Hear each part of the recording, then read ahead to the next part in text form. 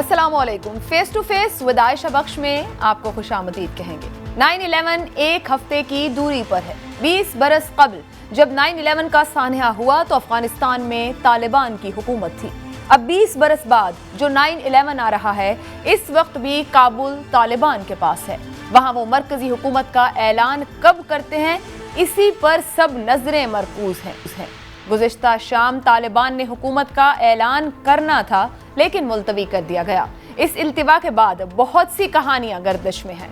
क्या तालिबान इस हुकूमत का ऐलान 9/11 को करके एक स्टेटमेंट देना चाहते हैं? क्या तालिबान पंजशीर के मुकम्मल कंट्रोल के मुंतजिर हैं? क्या तालिबान अंदरूनी इख्तिलाफात का शिकार हैं? पंजशीर की सूरत हाल आखिर क्या है? अहमद मसूद और अमरुल्लाह सालेह कहाँ हैं? ये सब सवालात अहम हैं। इन सवालात के अलावा कुछ डेवलपमेंट्स भी अहम हैं। बरतानिया अब अमेरिका को सुपर पावर नहीं समझता, खुलकर ऐलान कर दिया गया। पाकिस्तानी DGISI भी अफगानिस्तान में मौजूद हैं, अहम मुलाकातें हैं। तालिबान के सियासी दफ्तर दोहा के वफ्द ने पाकिस्तानी सिफारत खाने का भी दौरा किया है। बहुत से वाकयात, इम्कानात, सवालात आज की गुफ्तगू का हिस्सा हैं। जो मेहमान मुझे ज्वाइन कर रहे हैं उनमें हमारे साथ dean Boston university doctor Adil Najam साहब मौजूद हैं। सीनियर तज्जियाकार डॉक्टर हुमा बकाई साहिबा प्रोग्राम का हिस्सा हैं। सीनियर तज्जियाकार मुसन्निफ अकील यूसुफजई साहब हमारे साथ हैं। माहिर अफगान उमूर ब्रिगेडियर रिटायर्ड महमूद शाह साहिब भी हमारे साथ मौजूद हैं। दो रुख बनते हैं इस वक्त। एक तो एनालिसिस किए जा रहे हैं रीजन के लिए, दुनिया के लिए, अमरीका के लिए, जो कुछ अफगानिस्तान में डेवलपमेंट हो रही है, और एक जो कुछ जमीनी तौर पर हकीकत है इस वक्त अफगानिस्तान में, वहां पर मामलात कहां तक पहुंचे हैं। दोनों तरफ से इस पूरे मामले को कवर करने की कोशिश करेंगे।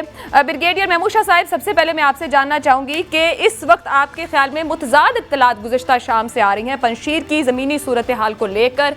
आपके ख्याल में जो खबरें पहुंच रही हैं, जो चीज़ें सामने आ रही हैं, क्या ये आखिरी मुज़ाहिमत ख़त्म हो गई है, ख़त्म हो जाएगी, या पंजशीर मुज़ाहिमत का गढ़ बना रहेगा? नहीं, मेरे ख्याल में खत्म तो हो जाएगा। पंजशीर कोई इतना बड़ा इलाका नहीं है, ये एक छोटा सा इलाका है, लेकिन ये चारों तरफ से पहाड़ों में घिरा हुआ है और इसके एंड के ऊपर फिर ऐसे पहाड़ है जहाँ पर जिंदगी नामुमकिन है, यानी उसकी हाइट बहुत ज्यादा है। ये हिंदू कुश का हिस्सा है। तो मेरे ख्याल में ये जगह तो छोटी है, यानी सिर्फ एक वैली है जिसके अंदर आप जाते हैं कुछ फासले तक, और फिर उसके बाद ये ऊपर पहाड़ों में शामिल हो जाती है। और ये जो है फाइनली जो उसको पामीर नॉट कहते हैं उससे मिल जाती है। तो मेरे ख्याल में इसमें कोई इतना मसला नहीं है। तालिबान उसको कैप्चर कर लेंगे, इसको उसके ऊपर अपना कब्जा मुस्तहकम कर देंगे। और मेरे ख्याल में ये जो लोग हैं इसके अंदर ये इसको ब्लैकमेलिंग के लिए ये रशिया को भी ब्लैकमेल किया था। दरअसल यहाँ पर बैठ के ये जो एक रोड है हिंदू कुश के थ्रू, एक टनल के थ्रू, सलाला उसको कहते हैं, उसके ऊपर ब्लैकमेल करते थे। तो वो तो तालिबान के कब्जे में है, वो उसको खुला होने रखा हुआ है। पंजशीर बाई सेल्फ का कोई खास मकसद नहीं है। मेरे ख्याल में इसको ब्लॉक भी रखा जा सकता है, यानी तालिबान अभी अंदर गए हैं और ऊपर जा रहे हैं।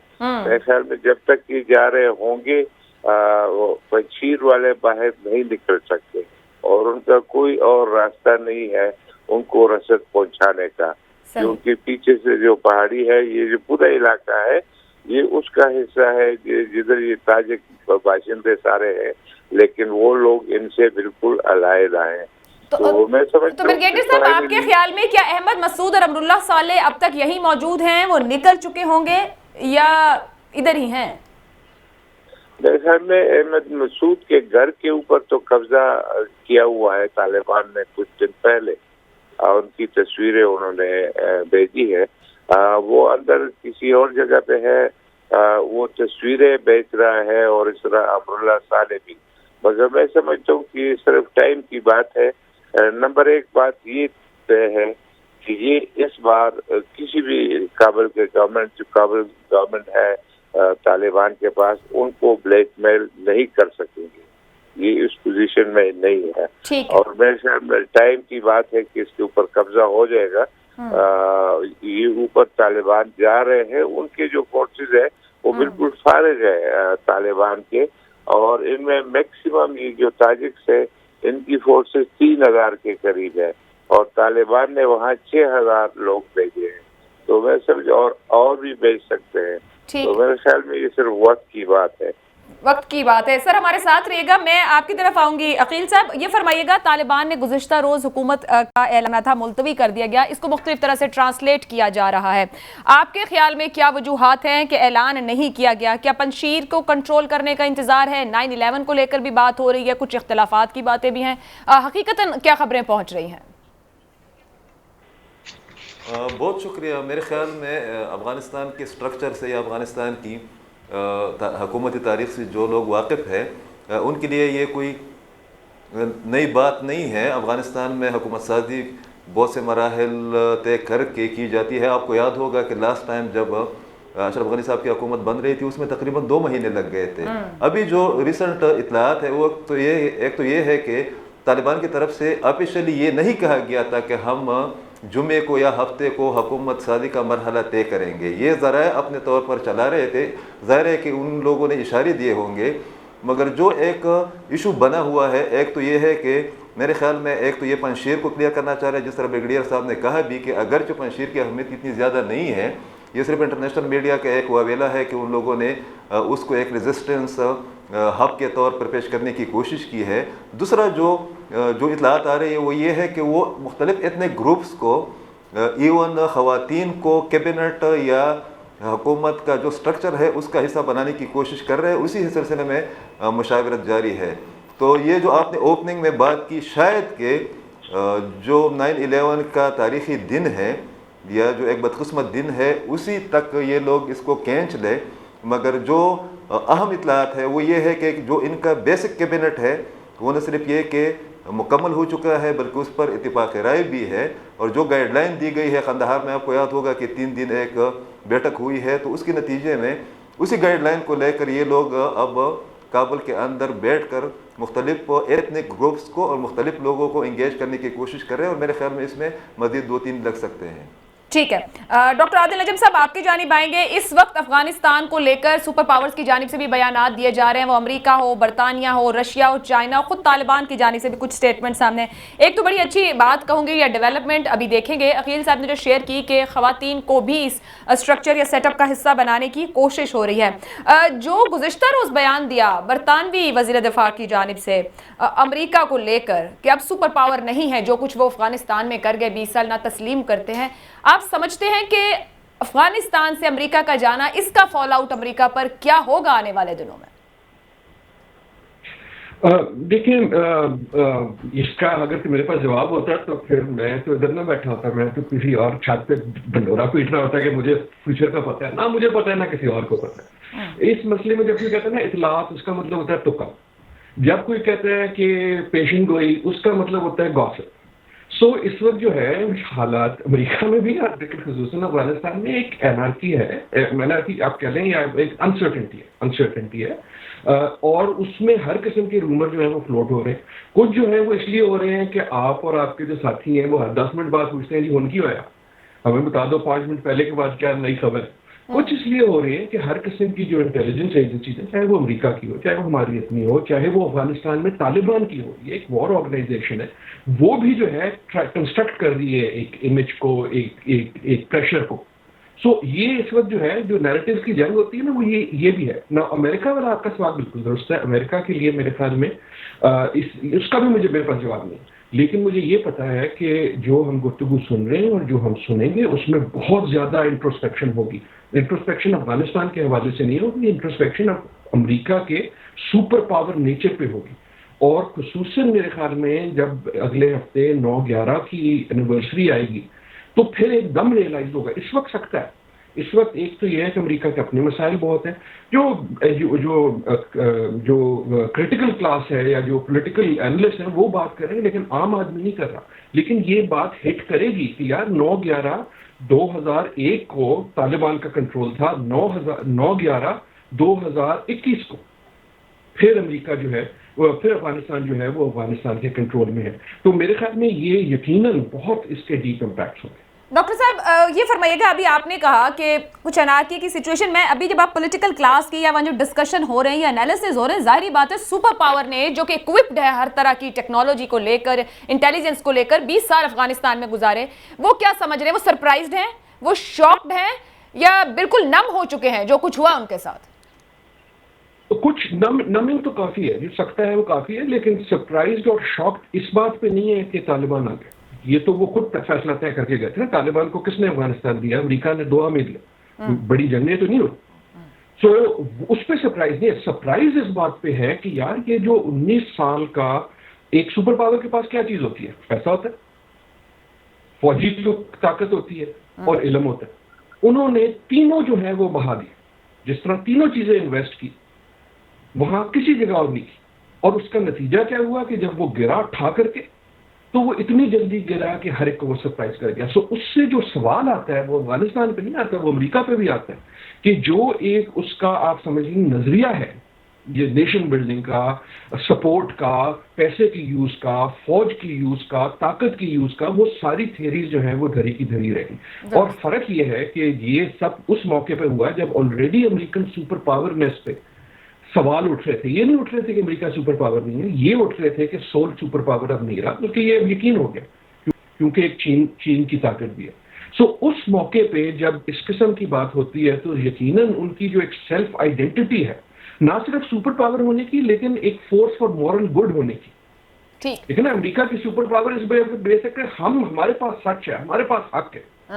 तो जो ये गिरता है ठा करके, तो उसका मलबा जो है वो बहुत। और इसमें हमें एक इजाजत मेरे और आपके मेहमान हैं, इसमें हमें खुश होने की या चस्के लेने की कोई बात नहीं है, क्योंकि ये सूरत हाल पाकिस्तान के लिए बहुत बुरी है। जब आपके ख्याल में जब ये सारी एनालिसिस होगा तो अमेरिका कहेगा हाँ यार हमसे गलती हो गई? नहीं, बिल्कुल नहीं कहेगा। अमेरिका कहेगा यार ये किसने किया, जरा लाइन आदत हो ना। और सबसे पहली उंगली जो है वो आपके उठेगी। डॉक्टर हुमा बकाई साहिबा, इसको कमेंट कीजिएगा जहां डॉक्टर आदिल नजम कंक्लूड कर रहे हैं। लेकिन बरतानवी वजीर दिफा गुज़िश्ता रोज कह गए कि अब हमारे लिए अमेरिका सुपर पावर नहीं है, और बरतानिया पहले से तैयार था। जब ये इनखिलाफ शुरू हुआ, राब्तों की बात की उन्होंने तालिबान के साथ। बरतानिया के स्ट्रेटेजिक इंटरेस्ट अब इस खित्ते में क्या हो सकते हैं? देखिए, मैं आपसे गुजारिश करूं, अभी आदिल नजम से जो मैंने बात सुनी, और मैं आई कैन कम्प्लीटली अंडरस्टैंड के सिटिंग इन बॉस्टन ये ट्रस्ट होगा आदिल का। हालांकि आदिल हमसे भी बहुत जुड़े हैं और हम यहाँ पे डेवलपमेंट। डॉक्टर हुमा, हम आपको गालिबन बेहतर तौर पर नहीं सुन पा रहे, दोबारा कनेक्ट हैं आपके साथ ताकि आपको बेहतर तौर पर सुन सकें। आपकी तरफ वापस आती हूँ मैं। ब्रिगेडियर महमूद साहब, क्या तालिबान चाहेंगे, जैसे 9/11 की तारीखी अहमियत की हम बात कर रहे हैं, कि वो 9/11 पर जाकर अपनी हुकूमत साजी की तरफ बढ़ें और उसके ऐलानात करें? जी बिल्कुल, वो कर सकते हैं। मतलब है कि ये उनकी तरफ से कोई इस तरह की इंडिकेशन नहीं थी। ये सिर्फ मीडिया जो है वो कह रहे हैं कि आज जुमे के दिन होना था और कल होना था। और मेरे ख्याल में अगर 9/11 को करते हैं तो मुनासिब होगा। मैं पिछले सवाल की तरफ आता हूँ। अमेरिका सुपर पावर है या नहीं है? अमेरिका ने ट्रंप के ज़माने में ट्रंप ने ऐलान किया था कि अमेरिका ने ऐसी वॉर मशीन बनाई है कि दुनिया का कोई मुल्क उसका मुकाबला नहीं कर सकता। और फिर उसने कहा कि दुनिया के सारे ममालिक इकट्ठे होकर भी इस मिलिट्री पावर का मुकाबला नहीं कर सकते। तो मेरे ख्याल में अगर अभी उनसे पूछा जाए कि तालिबान के बारे में क्या ख्याल है, तो इनका जो मिलिट्री पावर है या इंस्ट्रूमेंट है, एक तरीके से ब्लंट कर दिया गया है। और ब्लंट होने के बाद अभी पूरी तरीके से नहीं कह सकते कि वो मिलिट्री पावर नहीं है, लेकिन सुपर पावर के लिए कई और चीजें जरूरी होती हैं। और मेरे ख्याल में ट्रेड के लिहाज से चीन जो है उनसे आगे जा रहा है। ठीक है ब्रिगेडियर साहब, साथ रहेगा जी। डॉक्टर हुमा बकाई साहिबा, प्लीज कमेंट कंटिन्यू कीजिए। बस मैं ये गुजारिश कर रही थी कि जी कुछ नई रियलिटीज हैं जिसके साथ अमेरिका को भी एडजस्ट करना है। पहली नई रियलिटी तो ये है कि तालिबान अफगानिस्तान का पॉलिटिकल फेस है, और मुझे बताइए कौन सा दुनिया का कैपिटल है जो वहां उनको रिप्लेस करने के लिए अब तैयार है? कोई नहीं है। तो प्रैग्मेटिज्म जो है उसका आपने इजहार देखा चाइना की तरफ से, जो फौरन उस वैक्यूम में चला गया जो अमेरिका की एग्जिट से क्रिएट हुआ। फिर आपने कल ब्रिटिश स्टेटमेंट्स भी सुन लिए, टर्की, दोहा और इस्लामाबाद के टिल्ट के हवाले से आपको पता है, लेकिन आज एक अमेरिका के हवाले से रिपोर्ट लीक हुई है जिसमें ये कहा गया है कि वो दोबारा पाकिस्तान के साथ इंगेज कर रहे हैं, उनको क्वाइटली प्रेशर। डॉक्टर हुमा बकाई की आवाज़ फिर नहीं पहुंच पा रही है। डॉक्टर साहिबा, आपको अब दोबारा नहीं सुन पा रहे हैं। आप बात कर रही थी पॉलिटिकल फेस की, और कोई इस वक्त रिप्लेस नहीं करना चाह रहा। चाइना के प्रेगमेटिज्म की भी बात की है, बरतानिया साथ काम करना चाह रहा है, बात करना जी डॉक्टर साहिबा। बस मैं आपसे ये गुजारिश कर रही थी कि जी ये नई रियलिटी है। अमेरिका जो है इस वक्त वहां पर भी कि नई सोच इमर्ज हो रही है, बिलखुसूस बाइडेन एडमिनिस्ट्रेशन में, कि आप एक न्यूक्लियर पावर को चाइनीज कैंप की तरफ इंटायरली पुश नहीं कर सकते, और ना तालिबान पे जो इन्फ्लुएंस का आपके पास रास्ता है, लेवरेज है, उसको आप कंप्लीटली छोड़ सकते हैं। अमेरिका का ख्याल था और बाइडेन का स्टेटमेंट था कि जी हम फाइनेंशियली स्ट्रैंगुलेट करके तालिबान पे अपनी लेवरेज कायम रखेंगे। जरूरत है अमेरिका की कि वो एंगेज करे, लेकिन तालिबान जो मैसेज दुनिया को दे रहे हैं वो ये है कि हमारे पास ऑल्टरनेटिव्स हैं और आपके पास ऑल्टरनेटिव्स नहीं हैं। ये कैटेगोरिकल मैसेज तालिबान ने पूरी दुनिया को दिया है कि मेरे पास ये ऑल्टरनेटिव है कि मैं चाइना के पास जा सकता हूँ, मेरे पास ये ऑल्टरनेटिव है कि मेरे साथ ब्रिटेन एंगेज कर रहा है, इंडिया ने भी बातचीत करने की कोशिश की, पाकिस्तान तो कर ही रहा है। क्या अमेरिका के पास कोई ऑल्टरनेटिव है कि अगर वो तालिबान से एंगेज रहना चाहता है तो वो कुजास के पाकिस्तान के थ्रू जाए? उसके पास कोई और इसके हवाले से ऑल्टरनेटिव है? और क्या अफगानिस्तान में तालिबान के अलावा कोई ऑल्टरनेटिव है? ये जो इस वक्त हमें चॉइस करनी है, ये it's an exercise in compulsion. आपके पास हम सबके जहन में स्केप्टिसिज्म है, खौफ है कि जो कुछ तालिबान अफगानिस्तान में, अगर वो तालिबान 2 जो है वो दोबारा तालिबान 1 की तरफ रिवर्ट होते हैं तो इसका स्पिल ओवर यहाँ भी आएगा। लेकिन मुझे प्लीज बताइए आयशा कि हमारे पास ऑप्शन क्या है, ऑल्टरनेटिव्स क्या हैं? एक ऑप्शन तो ये है कि आप उन्हें मार्जिनलाइज कर दें, दीवार पे लगा दें, बहुत सारी कदगन उन पे कर दें, उनको कहें कि नहीं जी ऐसे करो ऐसे करो। और दूसरी ऑप्शन ये है कि आप उनके साथ इंगेज रहें, क्योंकि इस वक्त वो आपको एक्टिवली इंगेज कर रहे हैं, और उनको इंगेज करके उनको right side of international law पे रखें और फिर उनको सिविलाइज्ड वर्ल्ड की तरफ नच करें। बहुत सारी इसी दुनिया में हुकूमतें हैं जहां लिबरल अमेरिका और वेस्ट की हवाले से सही हुकूमतें नहीं है। ईरान में वैसी हुकूमत नहीं है जो उनको पसंद है, सऊदी अरब में ऐसी हुकूमत नहीं है जो उनको पसंद है, शायद पाकिस्तान और इंडिया में भी ऐसी हुकूमत नहीं है जो उनको बहुत पसंद है। तो अगर कोई ये समझ रहा है कि तालिबान बिल्कुल लिबरल हो जाएंगे, ऐसा कुछ नहीं होने वाला है, क्योंकि ये एक आइडियोलॉजिकल फोर्स है। और अभी भी टॉप कार्डर्स आपसे अच्छी बातें कर रहे हैं, जो कुछ वो आपसे कर रहे हैं वो उनको अपने रैंक्स और फाइल्स को पिच करना बहुत मुश्किल है। जो उनकी सेकंड और थर्ड टियर है वो एक आइडियोलॉजी की वजह से उनके साथ है। तो हो सकता है वो ऑप्टिक्स के लिए कुछ खवातीन को बिठा दें, हो सकता है वो ऑप्टिक्स के लिए एक ऐसा गवर्नेंस फॉर्मूला आपको दिखाएं जो वहां के जियो एथनिक लैंडस्केप को रिप्रेजेंट करता हो, लेकिन जो एब्सोल्यूट पावर होगी वो तालिबान के ही हाथ में होगी। ठीक है, तो मेरा इंटरनेशनल कम्युनिटी के पास कोई ऑप्शन है खुजास के कि उनको इंगेज करके रखें ताकि उनको कर्टेल कर सकें, और आप अपने अहदाफ अफगानिस्तान में नहीं शामिल कर सकते अगर आप उनसे इंगेज नहीं होंगे। ठीक है, बहुत जबरदस्त एनालिसिस देते हुए पॉलिटिकल फेस। यकीन साहब, मैं आपका इसी पूरे एनालिसिस पर अब आपकी रीडिंग चाहूंगी। वो कह रही है जो तालिबान 2 है या नियो तालिबान जो भी हम कह रहे हैं, हम इन्हें मार्जिनलाइज नहीं कर सकते, उनके पास ऑल्टरनेटिव्स हैं जो वो बता रहे हैं दुनिया को, हमारे पास या किसी भी दूसरे के पास क्या ऑल्टरनेटिव है तो वहां पर तालिबान के अलावा आपके ख्याल में क्या स्पेस दी जाएगी वैसे इंटरनेशनली, जो वो भी कमेंट भी कर रहे हैं और कमिट भी कर रहे हैं इस वक्त, और क्या वो प्रैक्टिकली प्रूव कर पाएंगे उस वक्त उस तरफ तालिबान की स्ट्रेटेजी जा रही है क्या? मेरे ख्याल में डॉक्टर साहब ने ज़बरदस्त एनालिसिस किया है कि इंटरनेशनल कम्युनिटी इंक्लूडिंग जो नाइबर कंट्रीज़ है उनके पास ऑप्शन क्या है। उन्होंने ईरान का जिक्र करना भूल गई है। ईरान का रोल बहुत अहम है, और ईरान तो इस तरह लग रहा है जिस तरह एक वक्त में तालिबान के बारे में पाकिस्तान का जो एक स्टांस था, एक हमदर्दी थी, अभी तो लग ये रहा है कि ईरान दूसरे नंबर पर आ गया है। इसका मतलब ये है कि रीजनल लेवल पर भी आप रशिया यहाँ पर है, इन्वेस्टमेंट के लिए बिल्कुल तैयार है, अपने रोल के लिए तैयार है। चाइना, जिस तरह डॉक्टर साहब ने बताया भी कि अब तालिबान के पास लोग बोली लगाने आ रहे हैं, जो एक आम लफ्ज़ गैर पार्लिमानी किस्म का लफ्ज़ है कि हर कोई खुद को पेश कर रहा है कि भाई हमने आपको एंगेज भी रखना है, हमने आप लोगों की हेल्प भी करनी है।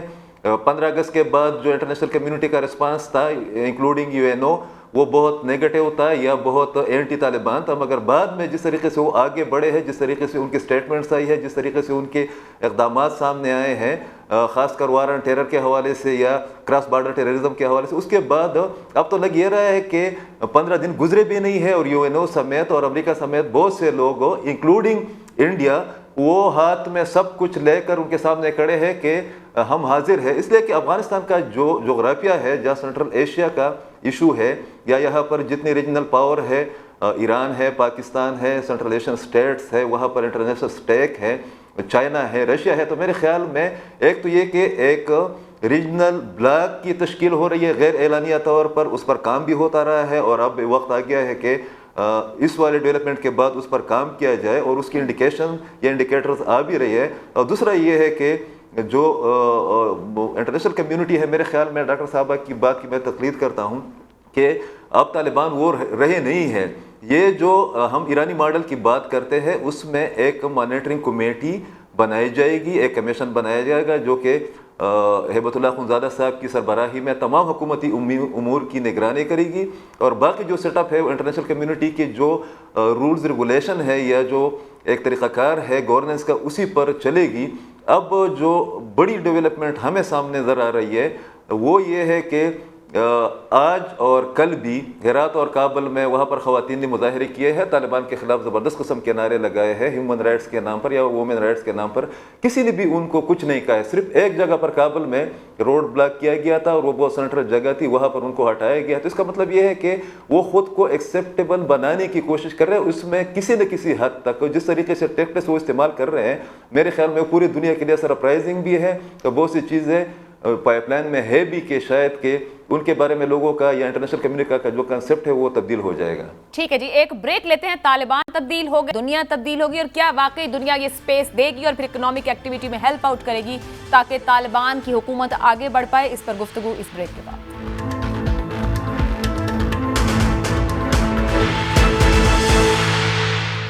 प्रोग्राम में आपको एक बार फिर खुशामदीद कहेंगे। डॉक्टर आदिल नजम साहब, जो डॉक्टर हुमा वकाई साहिबा ने कमेंट दिया, अब क्या दुनिया सपोर्ट करेगी? खित्ते के ममालिक की जानिब से कुछ स्टेटमेंट आए, कुछ स्टेटमेंट खुद तालिबान की जानिब से भी आए जब वो चाइना का जिक्र करके समझ रहे हैं कि वहाँ से हैवी इन्वेस्टमेंट्स आएंगी और तालिबान जो है वो कह रहे हैं कि अफगानिस्तान तरक्की की तरफ जाएगा।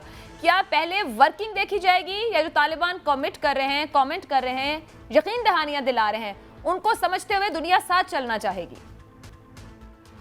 देखिए, मेरे ख्याल में डॉक्टर साहिबा का एनालिसिस बिल्कुल दुरुस्त है कि अल्टरनेटिव नहीं है। तो मैं तो शुरू से आई इंसिस्टेड, और अगर हम अमेरिका की स्टेटमेंट्स देखें तो वो एक तरफ तो प्रेशर डालती है क्योंकि उनकी ज़ाहिर अपनी सियासत भी है, लेकिन दूसरी तरफ वो दरवाजे खुले छोड़ते हैं। मेरे ख्याल में फॉर एग्जांपल अमेरिका जो है उसकी कोशिश होगी कि कोई ना कोई तालिबान की जो गवर्नमेंट बनती है, जो इस वक्त लगता है कि बनेगी, उसके साथ उनके ताल्लुकात हो, क्योंकि तालिबान को कट ऑफ करने का मतलब ये भी है कि आप भी कट ऑफ हो जाते हैं। और ये फ़र्क है आज से 22 साल पहले में और आज में। 22 साल पहले जो था, दुनिया की जो बसात थी, उसमें चीन का वो रोल नहीं था फॉर एग्जाम्पल, उसमें भारत का भी रोल नहीं था। सो इन अ वे अमेरिका के पास या दूसरे मुल्कों के पास ऑप्शंस जो हैं वो भी कम है। जहाँ तक ये बात है कि वो या इंतज़ार करेंगे या सिर्फ बातों पे करेंगे, दोनों नहीं करेंगे।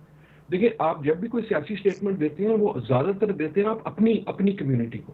सो अमेरिका जो है वो फॉर एग्जांपल या यूरोप अपनी कम्युनिटी को यकीन दिलाता रहेगा कि देखिए हम तो बड़े सख्त रहेंगे। आपको बाइडेन साहब की तकरीर याद है ना कि हम नहीं छोड़ेंगे। अगला कहता है यार तुम छोड़ के आ गए हो, आप क्या नहीं छोड़ोगे? लेकिन अपनी कंस्टिट्यूएंसी को ये कहेंगे कि हम उन्हीं वैल्यूज पे बरकरार हैं, साथ वो कुछ कोशिश करेंगे, कुछ ना कुछ लेवरेज अगर रख सकें तालिबान पे, अफगानिस्तान पे, वो भी रखेंगे। फॉर एग्जांपल इकोनॉमिकली रख सकते हैं। फॉर एग्जांपल ये जो नई डेवलपमेंट है कि जहां Taliban want to please the community. देखिए, पिछले जो तालिबान थे, अगर कोई फर्क है तो ये है कि उनको कोई फिक्र नहीं थी। वो कहते हैं यार भाड़ में जाओ बाकी दुनिया। सर, बाइडन ने इनखिला का सियासी तौर पर मुश्किल फैसला किया, पहले से दूर नहीं कर सके। सियासी कीमत इसकी क्या आएगी उनको? तारीख में कैसे जज होंगे वो? वैसे कमजोर प्रेसिडेंट कहलाते हैं। जी, तारीख के फैसले तारीख करेगी, लेकिन आपके प्रोग्राम में पहले भी बात हुई कि इन अ वे बाइडन साहब बहुत साबित कदम रहे। इसका मतलब ये नहीं कि अच्छे रहे हैं बुरे रहे। उन्होंने जब कह दिया कि मैं जा रहा हूं तो ही लेफ्ट, और उसमें मुश्किलात ये भी थी कि अमेरिकन एस्टेब्लिशमेंट उनके साथ नहीं थी, अभी भी नहीं है। अमेरिकन एस्टेब्लिशमेंट इस तरह इनखला नहीं करना चाहती थी।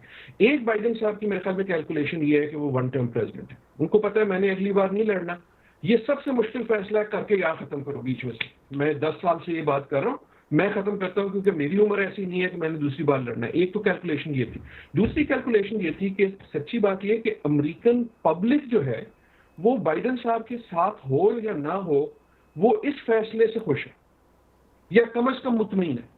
अमेरिकन एस्टेब्लिशमेंट नहीं, अमेरिकन पब्लिक जो है वो जंगों से तंग आई थी। सो इन योर ओपिनियन कोई पॉलिटिकल कॉस्ट नहीं होगा? मेरे ख्याल में डेमोक्रेट पार्टी को शायद हो सके इलेक्शन में इशू बनेगा, कॉस्ट होगा, लेकिन इन अ वे बाइडेन साहब का फैसला ये है कि जो कॉस्ट होगा वो इसके फायदे से कम है। ठीक है, बाइडेन साहब कल इम्पीच नहीं होने लगे, ये मेरा ख्याल। ठीक है। ब्रिगेडियर साहब ये फरमाइएगा कि पाकिस्तान के DGISI जो मीडिया में आज रिपोर्ट होता रहा काबुल में मौजूद हैं, अहम मुलाकातें वहाँ हो रही हैं, आपके ख्याल में इसके मकासद और असरात क्या रहेंगे? मेरे ख्याल में अफगानिस्तान को दुनिया में रिकग्निशन और लेजिटमेसी का मसला है और मेरे ख्याल में इसमें कोई थोड़ा सा टाइम लगेगा और हुकूमत पाकिस्तान भी जो है उनको रिकग्नाइज करने में थोड़ा सा टाइम देगी। मेरे ख्याल में DGISI या वैसे भी हुकूमत पाकिस्तान का उनके साथ राब्ता रहता है और उसमें एक राब्ता जो ISI है। मेरे ख्याल में ये मुलाकात करना और फिर उनके पिक्चर जो है वो रिलीज करना, इसका मकसद थोड़ा सा तालिबान को तबकी देनी है कि आप कायम रहें, कोई मसला नहीं है, हम आपके साथ हैं। और मेरे ख्याल में बाकी दुनिया को भी ये मैसेज देना था कि हम उनके साथ हैं ओपनली। अदरवाइज कांटेक्ट तो ISI का 24 घंटे होता है अफगानिस्तान में गवर्नमेंट के साथ, लेकिन फिर उधर एक्चुअल विजिट करना और उसकी तस्वीरें शेयर करना का मकसद ये है कि दोनों साइड उनके ऊपर अफगान जो फिलहाल गवर्नमेंट है उनको भी और दुनिया को भी बताने का मकसद है कि हम साथ हैं, हम मैदान में हैं।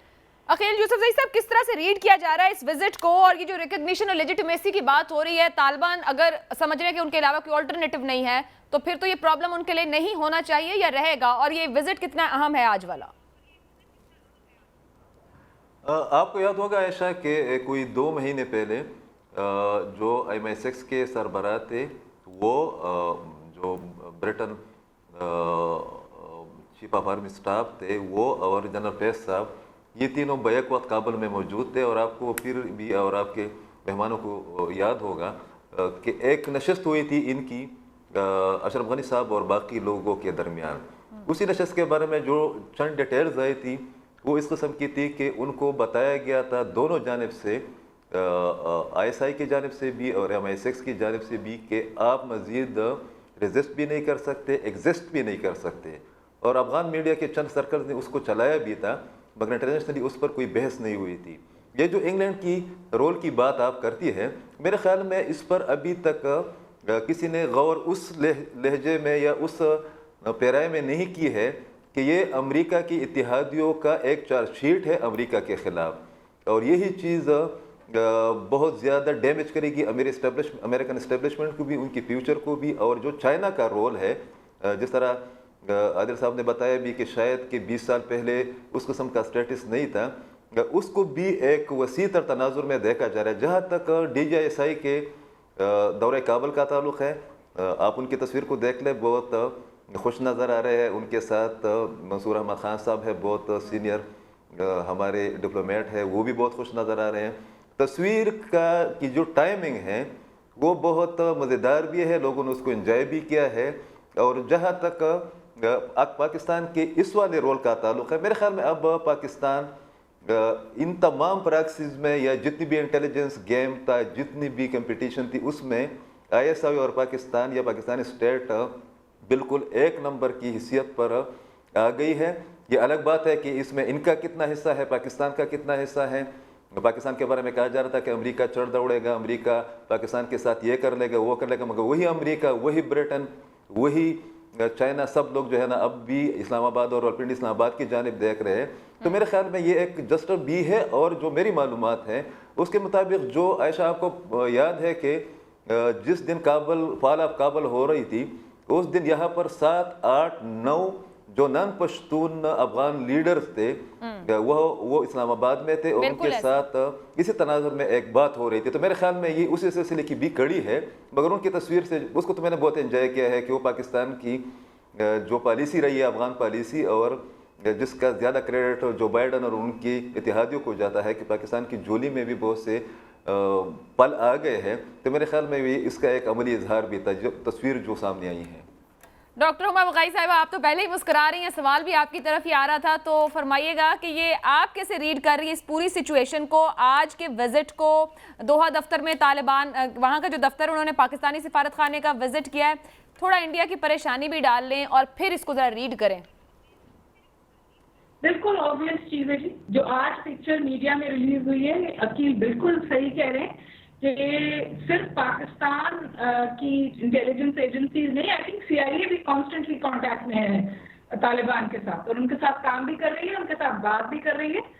ये जो तस्वीर रिलीज हुई है ये पाकिस्तान ने डिफैक्टो रिकग्निशन दी है तालिबान को, क्योंकि ये बहस कल तक बहुत चल रही थी कि क्या पाकिस्तान ओपनली आके रिकग्नाइज करेगा तालिबान की हुकूमत को। कल उनकी हुकूमत अनाउंस होनी थी, वो अनाउंस नहीं हुई और मेरे ख्याल है कि अच्छे हुआ अनाउंस नहीं हुई, क्योंकि जब वो अनाउंस हो तो ऐसा अनाउंसमेंट आए जो सस्टेनेबल हो, जिसकी एक्सेप्टेबिलिटी हो और उसे फिर तालिबान चला सके। और मेरा ख्याल है वहाँ पर पाकिस्तान का बहुत बड़ा किरदार है कि किस किस्म का गवर्नेंस मॉड्यूल आपको तालिबान पेश करेंगे। इस बारे में मेरे ख्याल है यहाँ किसी भी को भी कोई इब्हाम नहीं होना चाहिए। तो हमने कल एक डिफैक्टो रिकग्निशन दी है तालिबान की हुकूमत को कि जी हम आपको रिकग्नाइज करते हैं, और हमसे पहले ये डिफैक्टो रिकग्निशन जो है वो चीन ने दी। हमसे पहले चीन ने तालिबान की लीडरशिप के साथ खड़े होकर इससे ज़्यादा खूबसूरत तस्वीरें खिंचवाई हैं। तो I think that is what is happening. और मैं दोबारा यही बात कहूँगी कि मेरा ख्याल है कि अमेरिका के लिए बहुत सारी मुश्किलात हैं। इस वक्त जो रेटिंग्स हैं बाइडन की वो 44 पर हैं। इतनी लो रेटिंग 2 प्रेसिडेंट्स की हुई हैं इससे पहले। एक प्रेसिडेंट फोर्ड की हुई थी 37% थी और उसके बाद ट्रंप की थी 37%, वरना इतनी 50% से नीचे this time of sort of जब वो होते हैं हुकूमत में तो इतनी लो रेटिंग नहीं आती। और इस वक्त ये वाज़ेह तौर पे कहा जा रहा है कि वो अब पिवट कर रहे हैं अपनी पूरी एनर्जीज इंटरनल पॉलिटिक्स पे, और वहां पर भी उनको बहुत सारे मसाइल आएंगे इसकी वजह से। तो ये बात तो बिल्कुल तय है कि अमेरिकन क्रेडिबिलिटी के ऊपर सवाल है। उसकी जो पार्टनर्स हैं वो आज सिर्फ ये पाकिस्तान में या चाइना में ये सवाल नहीं उठ रहा, इस वक्त सवाल उठ रहा है इंडिया में कि क्या हमने अपने आप को न्यू दिल्ली ने वॉशिंगटन के साथ अपने आप को कम्प्लीटली कन्वर्ज करके पहले फैसला किया, क्या हमें तालिबान से पहले कांटेक्ट करना चाहिए था, और उन्होंने रशिया को कांटेक्ट किया है ताकि तालिबान के साथ रास्ता या फेस ऑफ बनाया जाए। इसी तरह गल्फ कंट्रीज एक बहुत बड़ा सवाल उठा रही हैं जी कि हम क्या रिलाई कर सकते हैं यूनाइटेड स्टेट्स के कमिटमेंट पे।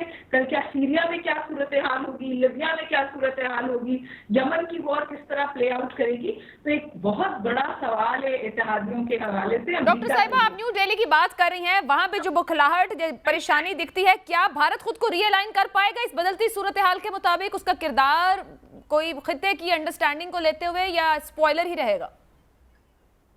देखिए, अभी तो उसका स्पॉइलर का जो किरदार था अफगानिस्तान में, जब उसने अपने लिए स्ट्रैटेजिक स्पेस हासिल की थी, वो तो वहां तो वो जाहिर है कि कमजोर हुआ है, बल्कि India in some ways is out of the game. आप देखिए ना कि जो 2 लूजर्स हैं इस पूरी सिचुएशन में, बिलखुसूस इस खित्ते में, वो 2 लूजर्स जो हैं वो इंडिया है और यूनाइटेड स्टेट्स ऑफ अमेरिका है। और यूनाइटेड स्टेट्स का जो कमबैक होगा उसमें कन्वर्जेंस होगी पाकिस्तान के साथ, और शायद जो इस वक्त एक्यूट कॉन्फ्रंटेशन की बात हो रही है चाइना के साथ, उस कॉन्फ्रंटेशन को रियलाइन करके कंपटीशन के तौर पे देखा जाए। और मेरा भी ख्याल बहुत माजूद के साथ कि अमेरिका ये चेरी पिकिंग कर सकता है कि जी मैं जहां मुझे सूट करेगा वहां मैं चाइना को एक्यूट कन्फ्रंटेशन दूंगा, और जहां मुझे सूट करेगा क्लाइमेट चेंज या टेररिज्म वहां मैं चाइना के साथ कोलैबोरेट करूंगा। तो मेरा ख्याल है ये पैराडाइम फ्लॉड है, और rethink should happen in the United states also, because एक प्रैग्मेटिज्म की जरूरत है कि आप अपनी इमीडिएट ह्यूमिलिएशन से आगे जाके ये सोचें कि अगर आपको चाइना को भी काउंटर करना है तो आपकी साउथ एशिया में क्या पॉलिसी होनी चाहिए। तो मैं तो बहुत वाज़ेह तौर पे ये बात और जगह पे भी कहती हूँ, यहाँ भी कह रही हूँ कि अमेरिका को रीथिंक करने की ज़रूरत है। और जो हमें 3-4 महीने से ये मैसेज दे रहे थे ना कि शायद अब हमारी ज़रूरत नहीं रही हमें पाकिस्तान की, क्योंकि हम अफगानिस्तान से बाहर निकल गए, मेरे ख्याल में यहाँ पे भी एक रीथिंक की जरूरत है। पाकिस्तान में तो ये रीथिंक मौजूद है। हम तो कहते हैं हमारी फॉरेन पॉलिसी का मंत्र इस वक्त कनेक्टिविटी और बैलेंस है। एक हाथ से और गुजारिश कर दूं, चाइना ने बड़ी खुली ऑफर दी है इंडिया अफगानिस्तान को, अफगानिस्तान पाकिस्तान इकोनॉमिक कॉरिडोर के लिए। उसकी जो इमीडिएट चीज है जिसके हवाले से बात हो रही है वो ये कि पेशावर और काबुल के बीच में एक समझिए रूट बन सकता है जिससे इंडिया की रेलेवेंस और कम होती है। अभी तक तो चाइना मुस्तकिल तवातुर के साथ चल रहा कहता कि इंडिया आ जाए, ठीक, लेकिन अगर ये रास्ता बन जाता है और खुल जाता है तो इंडिया की जो बेइंसार है वो और कम हो जाएगी। उस पर चाइना की जानिब को भी वो किया गया, तालिबान ने भी दिया स्टेटमेंट डॉक्टर साहिबा, और बड़े खुशी का इजहार उनकी जानिब से किया गया है। एक ब्रेक ले लेते हैं। ब्रेक डॉक्टर हुमा बकाई साहब ने बड़ी वैलिड सवाल उठाया, क्या अमेरिका आने वाले दिनों में भी इस खित्ते में चेरी पिकिंग अप कर सकेगा या अंडरस्टैंड कर रहा है अपनी पोजीशन को? डॉक्टर आदिल नजम अमेरिका में बैठ के कैसे रीड कर रहे हैं इस ब्रेक के बाद? प्रोग्राम के आखिरी हिस्से में आपको एक बार फिर खुश आमदीद कहेंगे। डॉक्टर आदिल नजम साहब, जहां डॉक्टर हुमा बकाई साहिबा ने गुफ्तगू छोड़ी कि अमेरिका आने वाले दिनों में भी इस खित्ते में चेरी पिकिंग करेगा या फिर फाइनेंशियल सपोर्ट देगा तालिबान को, माजी की बदएतमादियां मुस्तकबिल में कैसे CBMs में बदल सकती हैं?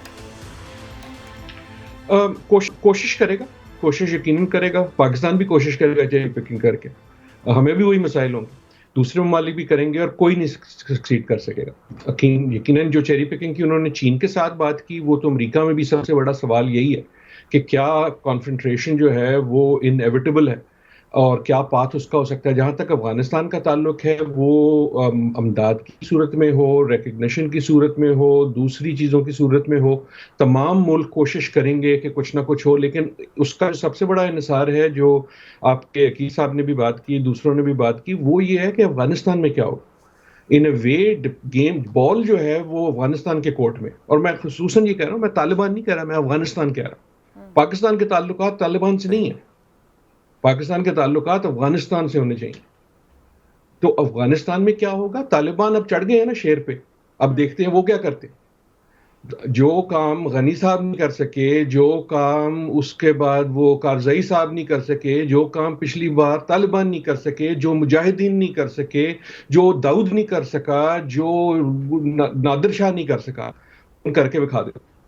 सो अफगानिस्तान को संभालना हमेशा मुश्किल होता है, और तालिबान के लिए डबल मुश्किल इसलिए शायद हो कि एक तो प्रेशर बाहर से है, एक जो उनके अपने केडर हैं, देखें जिन्होंने 19 साल एक नारे पे लड़ा है, वो कहते हैं अब तुम बाहर जाके कुछ और कह रहे हो। तो क्या जब वो नारा, अगर मैं आई डोंट नो क्या होगा, मुझे नहीं पता, लेकिन एक ये हो सकता है ना कि अगर उनका केडर, फाइटिंग केडर जो है, एक तो फाइटिंग केडर वैसी जंग को होता है, वो निकल के जाएगा तो कहाँ जाएगा? वो क्या TPP के पास जाएगा? क्या वो उसके पास जाएगा, आईसिस के पास जाएगा? नई सूरत हाल क्या होगी? सो गेम जो है, बॉल जो है, वो तालिबान और अफगानिस्तान के कोर्ट में है। बाकी मुल्क जो हैं वो भी ये देखेंगे कि वहाँ क्या होता है, और मेरे ख्याल में ये सोचना कि तालिबान आ गए हैं अब जो है सारी कहानी खत्म हो गई है, अभी तो पार्टी शुरू हुई है। अभी तो पार्टी शुरू हुई है। मगर अहम सवाल ब्रिगेडियर साहब आपसे है कि ये जो फाइटिंग केडर है कहाँ जाएगा? क्या ये अपनी टॉप टियर लीडरशिप को एक्सेप्ट करते हुए जो भी जिस तरह भी गवर्नमेंट फॉर्मुलेशन होती है साथ चला जाएगा, या कहीं इधर उधर भी हो सकता है? मेरे ख्याल में अभी जो है ना, बेसिकली जो मसला है वही इनके कल्चर का है। बेसिकली ये ट्राइबल सोसाइटी है अफगानिस्तान की, और इनको लिबरल नहीं बनाया जा सकता, इसलिए जो लिबरल भी कोशिश कर रहे हैं वो गलती कर रहे हैं। रूस यही कोशिश कर रहा था कि उनको लिबरल करे, मगर वो फेल हो गए। इसी तरीके से ये जो ट्राइबल सोसाइटी है ये स्ट्रिक्ट रिलीजियस एक्सट्रीमिज्म के भी खिलाफ है। तो मेरे ख्याल में अगर तालिबान कोशिश करते हैं कि वो थोड़ा सा सोसाइटी के जो भी इनके ट्राइबल कोड्स हैं उनको साथ ले रहे, वो बेसिकली इस्लामिक है वो जितने भी कोड्स हैं, मगर इतने स्ट्रिक्ट नहीं है जितने ये चाहते हैं। ये लास्ट टाइम जब तालिबान 1 की गवर्नमेंट थी तो उस वक्त ये कोशिश कर रहे थे और ये अनपॉपुलर थे। ठीक है, मेरे ख्याल में इनके लिए भी रास्ता मॉडरेशन का है। ठीक है जी। डॉक्टर साहब कुछ कहना चाह रहे हैं, डॉक्टर आदिल साहब? जी, एक जुमला सिर्फ, ये हम इंक्लूसिव की बात करते हैं या वैसे सही कहा उन्होंने कि ये मॉडर्न लिबरल बन जाना ये तो नहीं होने लगा। देखिए ना, अमानुल्लाह के ज़माने से ये कोशिश जारी है, अफगानिस्तान की हिस्ट्री ये है मॉडर्निटी के साथ, लेकिन ये इंक्लूसिव भी जो है, ज़रा इसका मतलब सोच लेना चाहिए। पाकिस्तान में आप बना सके इंक्लूसिव गवर्नमेंट, आप ला सकते हैं नवाज शरीफ को साथ इमरान खान के गवर्नमेंट में, आप अमेरिका में ला सकते हैं ट्रंप को बाइडेन के साथ। सो इंक्लूसिव का मतलब ये नहीं हो सकता कि जितने फ्री कैन हैं जो लड़ते रहे हैं सारे अब एक आज जो है दोस्त हो जाएंगे, हाथ पकड़ के कहेंगे चलो यार अब स्कूटी खत्म और दोस्ती शुरू, ऐसे नहीं होगा। अब अफगानिस्तान में वही पॉलिटिक्स होगी जो बाकी जगह होती। ठीक है, अखिल साहब मुझे आपका कमेंट चाहिए। मीडिया रिपोर्ट्स मुल्ला अब्दुल सलाम ज़ैफ को दोबारा पाकिस्तान में सफीर तैनात करने की हैं, तो 2001 में भी वो थे। ये जो तब्दीली की बात कर रहे हैं तो किस हद तक की और कहां तक की तब्दीली मुमकिन है वहां के कल्चर स्ट्रक्चर को देखते हुए? देखिए, बिल्कुल ब्रिगेडियर साहब और डॉक्टर साहब ने बिल्कुल ठीक बात कही है। देखिए, हम हमेशा ये बात करते हैं कि इंटरनेशनल मीडिया या जो ह्यूमन राइट एक्टिविस्ट है या जो फ्रीडम ऑफ एक्सप्रेशन के नंबरदार है, वो अफगानिस्तान को सिर्फ काबुल के फ्रेम में देखने की कोशिश करते हैं। अफगानिस्तान काबुल नहीं है। अफगानिस्तान में 70% लोगों को ये पता भी नहीं होता, उनकी दिलचस्पी भी नहीं होती कि काबुल में कौन बैठा हुआ है। उनको सिर्फ अमन की तलाश है। और मेरे ख्याल में जो 15 अगस्त के बाद जो सूरत हाल उधर बनी है, एक वाक़े के बाद जिसकी जिम्मेदारी काबुल एयरपोर्ट पर वो अमेरिकन फोर्सेस पर आयद होती है कि उन्होंने ठीक तरीके से अरेंज नहीं किया था। मेरे ख्याल में अफगानिस्तान को उसके कल्चर और जिस तरह गाजी अमानुल्लाह साहब की बात बताई गई उसी के कंटेंट में देख कर उसको डील करने की ज़रूरत है।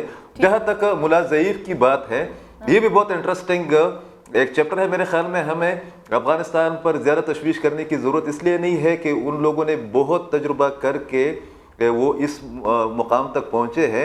एक बात इस सवाल से हटकर मुल्ला ज़ईफ पर तबसरा करने से पहले कि मुझे लग रहा है कि आइंदा चंद महीनों में अमेरिका और अफगान हुकूमत जो बनेगी अफगानिस्तान के अंदर, तालिबान के अंडर, उनके बेहतरीन ताल्लुकात होंगे और चाइना और अमेरिका के दरमियान और रशिया के दरमियान बोली लगेगी कि आप मेरे भाई हो, मेरे दोस्त हो, मेरे पार्टनर हो। एक तो ये।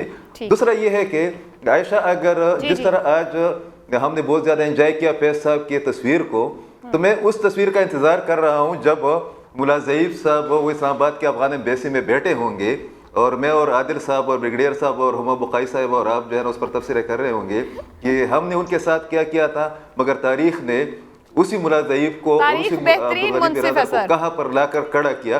तो मेरे ख्याल में हमें उस तस्वीर का इंतजार करना चाहिए, इसलिए इस किस्म की तार काबुल से आ रही है कि उनको कहा गया है कि आप तैयार रहे इस्लामाबाद जाने के लिए। जी डॉक्टर हुमा बुखारी साहिबा, आपके ख्याल में किस हद तक की तब्दीली मुमकिन है और कोई बेस्ट बिड पाकिस्तान के लिए भी, क्योंकि लग गया इनकी बात से तालिबान इंतजार करेंगे, बेस्ट बिड कहां से मिलती है? देखिए, I just make 2 very quick comments. जी, जो अब तक अफगानिस्तान के साथ हुआ, हम ऊपर से फैसले थोप रहे थे, तालिबान फिर भी अफगानिस्तान की जमीन से जुड़े हैं और उन्होंने, अब बात बिल्कुल सही है कि शेर पर सवार हो गए, गवर्नेंस आसान नहीं है, वॉरिंग एंटिटी है, उन्होंने सारी उम्र जंग की है ना, उन्हें गवर्नेंस नहीं आती। लेकिन जिस तरह ये ब्लडलेस कैप्चर हुआ है अफगानिस्तान का, इसमें बहुत ज्यादा पॉलिटिकल स्ट्रैटेजी शामिल थी। वो 8 महीने से लोगों के साथ कांटेक्ट में थे ताकि उनको वॉक ओवर मिले। और ज्यादा परेशानी की बात है कि अमेरिका और गनी हुकूमत ने इसको फोर्स ही नहीं किया इस वॉक ओवर को, क्योंकि वो तो इस पर 8 महीने से काम कर रहे थे।